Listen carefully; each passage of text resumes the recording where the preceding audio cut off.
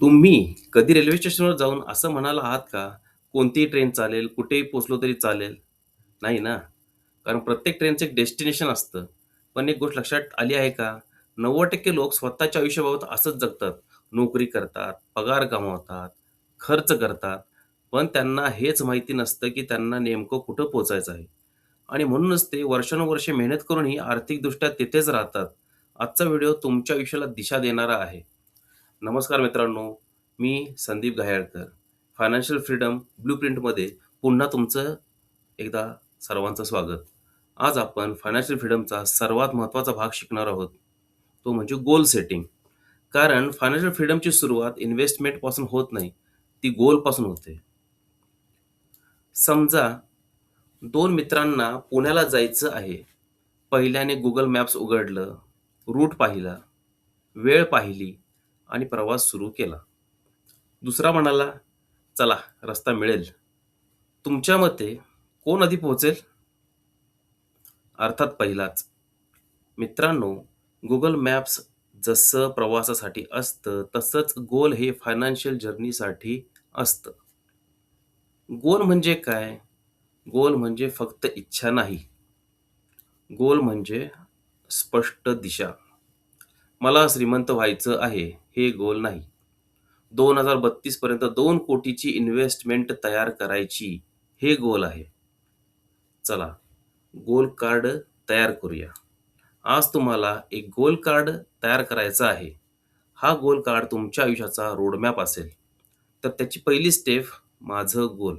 स्वतःला विचारा, 5 वर्षांनी मला कुठे पोहोचायचं आहे?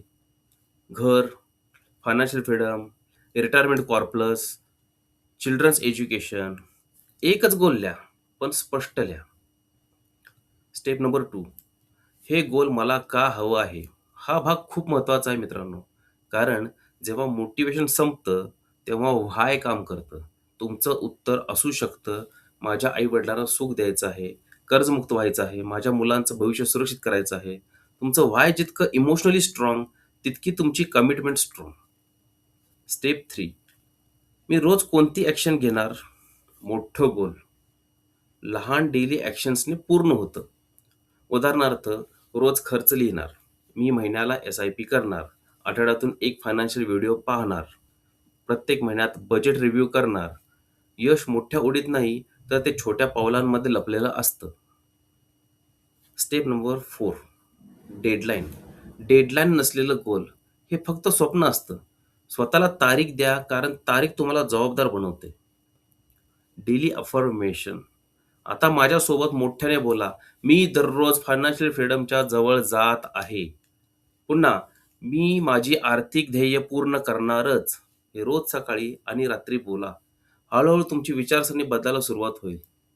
तर आजची ॲक्शन आहे, तुम्हाला आजच तुमचा गोल कार्ड तयार करा. मोबाईलमध्ये नाही, एका वहीत किंवा A4 पेपरवरती तो अशा ठिकाणी लावा, जिथे रोज सकाळी उठल्यावर तुमची नजर त्यावर जाईल. मित्रांनो, गोल नसलेलं आयुष्य म्हणजे डेस्टिनेशन नसलेली ट्रेन. ट्रेन कितीही वेगात धावली, तरी ती योग्य ठिकाणी पोहोचणार नाही.